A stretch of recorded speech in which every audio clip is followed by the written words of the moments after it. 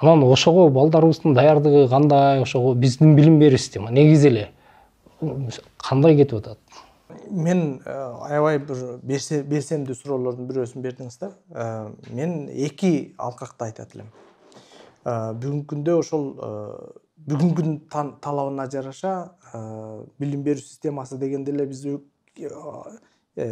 көбүнчө эле ошол билим берүү министрлиги анан анын тутумундагы мектептерге чейин карай беребиз да. Ошол тараптан дагы айткым келет. Анан экинчи тарабы бул көчө маданияты деп коебузбу, же болбосо ата энелерби ошол иши кылып ошол үйрөнүүчүлөр тарабынан болуп жаткан аракеттер жөнүндө кыска айтып кетким келет. Себеби мен өзүм жумушумда ар кайсы жерлерде, ар кайсы мамлекеттерге барып салыштыра алганга мүмкүнчүлүк болот да. Биринчи жагынан айтсак, министрлик акыркы учурлардагы мына болуп жаткан трендтер